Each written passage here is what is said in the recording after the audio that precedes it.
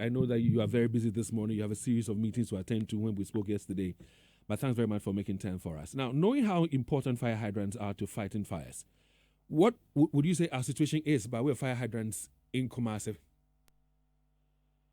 Thank you so much for the opportunity. Greetings to your listeners this morning. For the hydrant situation in the region, in fact,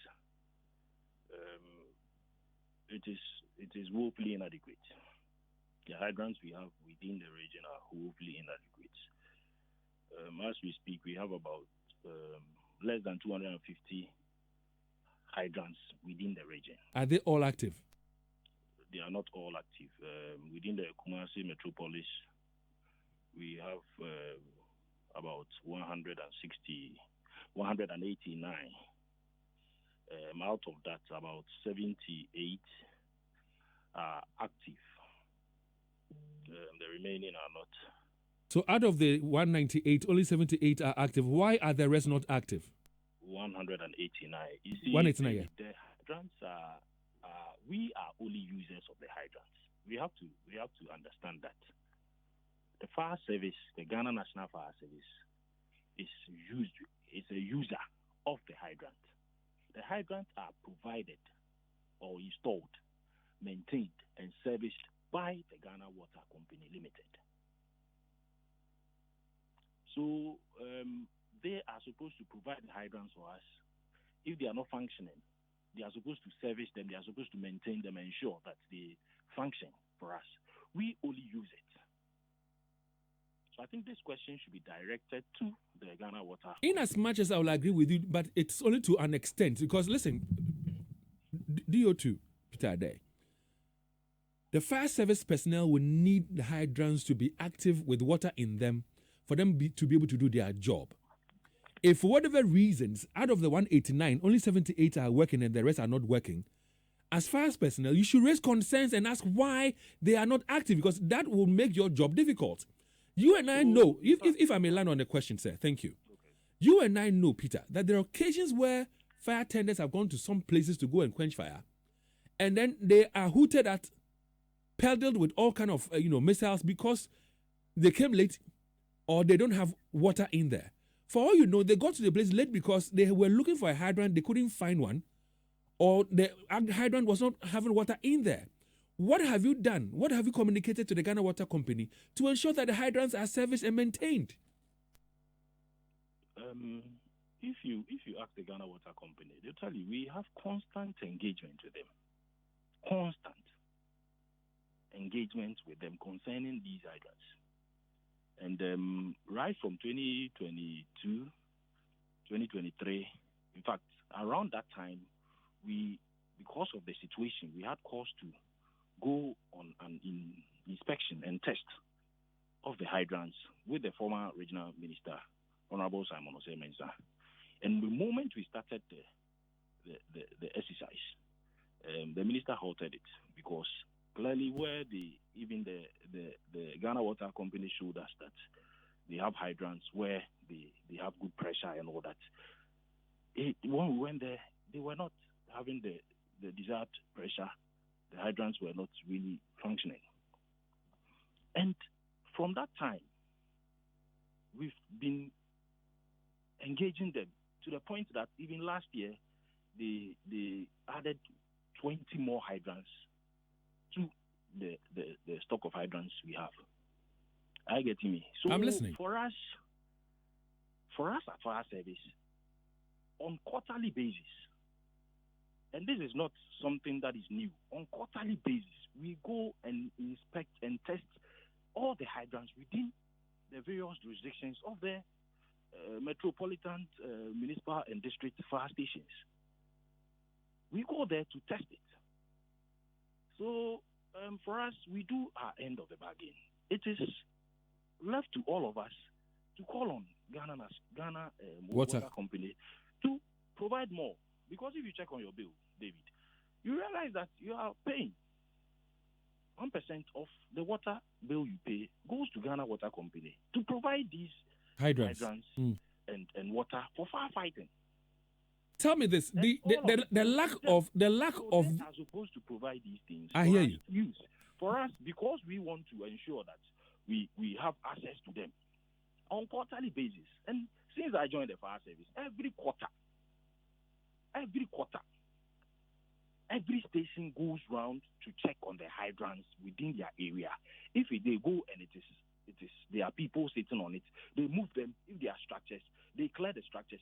If they, some of the hydrants are located in areas where when it rains, these sand and those topsoil goes to failure. You go and clear those things and make them readily accessible, so that in case of any emergencies, you can access them. We've gotten to the point where, you see, what we have, I keep on telling you this, David, what we have is what we are managing and what we are using. We should go beyond managing it. Peter, forgive me. We should go beyond managing it. Listen, Peter, tell me this. You and I know that this is creating a problem for you. Peter. We've asked them to give us more. But like I told you, last year, what they were able to provide were just 20. We have reached out to the Ghana Water Company to give us their side of the story. They're asking that we give them a few minutes to revert to us on this matter. But in as much as, Peter, I will agree with you that you spoke to them, they gave you some 20 more hydrants and all that. You are the ones who are bearing the brunt. Listen, Peter, you and I know there are videos to attest to what I'm saying. That your firemen have gotten to places, I'm not saying it's right, but they've been stoned. The regional minister had concerns to ask a fire tender and the officer to move the tender if there was no water in there. Now, I'm sure that if we had enough fire hydrants, we'll be doing what we have to do. Per the standard, how many fire hydrants are we supposed to have? Per standard, how many hydrants are we supposed to have in what space? For the number, it will depend. Per the standard, between 100 and 200 meters along major routes, we are supposed to have hydrants. 100 to 200 meters. 100 to 200 meters. And this is even stretching it. Between 100 meters on the major route, every 100 meters on the major route, we are supposed to have like 100 hydrants installed. But let's stretch it to 100 to 200 meters. So man, this is saying, men are just coming. And I make catch on. I get it, but no, my question is, he says 100. I'm asking 100 to 200. 100 to 200. The major road we have is Osei to Boulevard, joining the N6 from Ejiso highway. Yeah. So from, let's say, Asafo roundabout to Ejiso, how many hydrants does he know we have? I can't say because what I have, the information I have is the total stock of the hydrants. If you go to every station, they are able to know where the hydrants are located. So of the 200, if I want you to compare the list for us, because we are going to use it to call on the regional minister, raise awareness and all that. Can you pinpoint exactly where the 200 are, please? 189 actually. 189, yeah. You have that information, sir. It's more than that. I told you it's more than that. We can be able to. But the active ones are even 78. We have data on where all of them are located. In fact, some time ago, the Ghana Water Company gave us a digital map of all the hydrants, but we don't have access to that anymore. So recently, we reached out to them to try and give us those the access to those digital maps, so that on a daily basis we'll be able to know all the hydrants that are available, the ones that are functioning, the ones that have pressure, desired pressure for firefighting and all that. But we don't have that information now. Please try and get that information for us, Peter Addai. But again, one other question I have is this. I can bet my last peso that if you go to town right now, if you go to the Asafo Market, if you go to some portions or parts of Edum and some other areas, people have taken over your hydrants, like the one that happened somewhere in the Tichiman area and all that. Is it possible we can identify those hydrants that have been taken over by traders and, recover them, retrieve them, and put them to use? Yes, it's possible. But you see, we go, like I told you, on quarterly basis. We go around to inspect and test the hydrants. When we go and these people are there, we move them.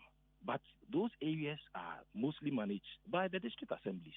You go and find out and you realize that there's some assemblyman somewhere who has given that place to somebody to sit there. Or is the trader who has gone there by him or herself to go and sit there to trade. So we move them whenever we find them. What about that of KDTR? Those What about that of KDTR and the fact that they have taken over some hydrants in KDTR? They've taken over service, hoses and all that. Are you aware of that? Okay, so the hydrants, the number I mentioned is the ones that are found within the town. KDTR itself has several hydrants within the facility.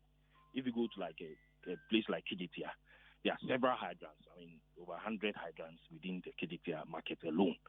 If you go to some place like KNUST, within the campus enclave, there are several hydrants within that area. KDTR, in fact, from the word go, we gave them the instruction that no fire.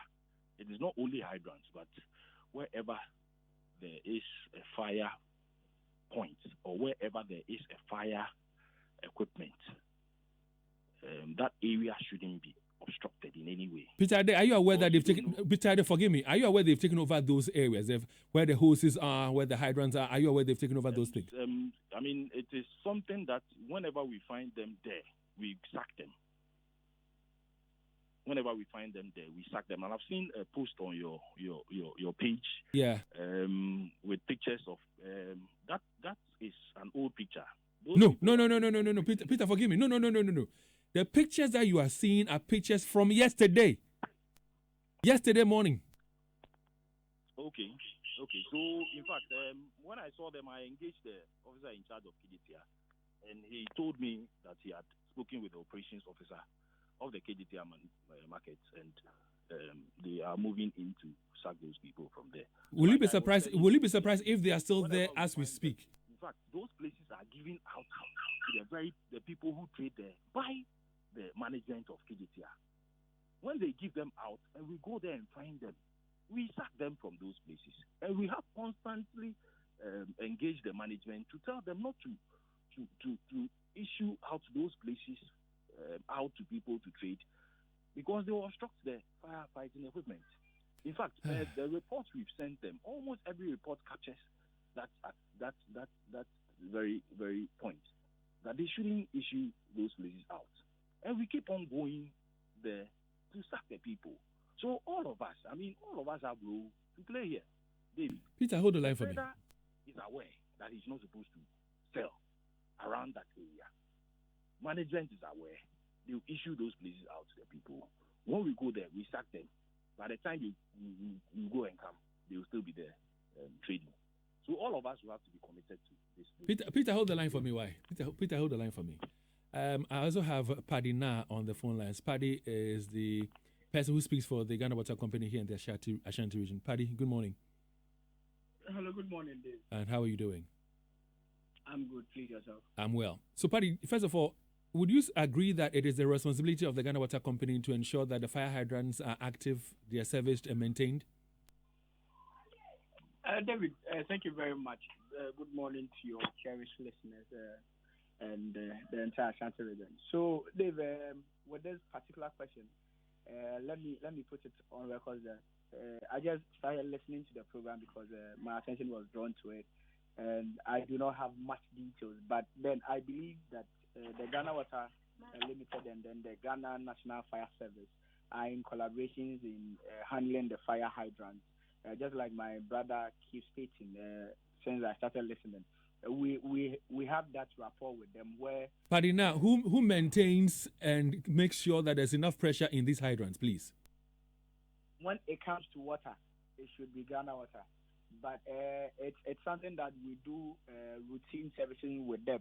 Just like you mentioned, to the best of my knowledge, I think somewhere last year there was an exercise between Ghana Water and then the Ghana National Fire Service. I do not have the entire details now, but I was privy today going round with some of our members to do the servicing and then replacement. Let's say, for example, the Ghana National Fire Service says they want more hydrants to be built or constructed for them. Who will do this? David, I wouldn't be able to specifically tell who is going to pay. Like I said, I know it's a collaboration between these two stakeholders. I do not have the answer to who bear the cost or so. But it's not about the cost, because the argument is this, that, well, the fire service, they are a service that has the responsibility and the mandate to quench fires when they occur. They do not construct, maintain, and manage the fire hydrants. All they need is that there's fire, they go to a place where there's an hydrant or there's a hydrant, and they have access to the hydrant. To them, it should be provided for them. And the company that does that is a Ghana Water company. You're supposed to maintain and ensure that there's enough pressure, there's water, and then there's access. And I'm asking you whether you agree, but you're saying that you don't have that information. How do we get that information?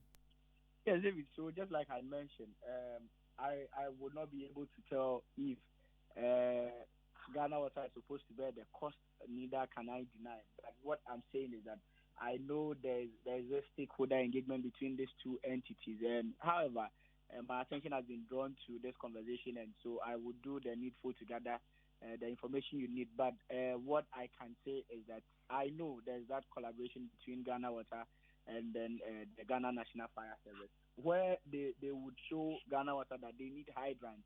I know we have to go and then mount it, but as to who bear the cost and what have you, I am unable to ascertain that. But you know what I'm going to ask you to do for me?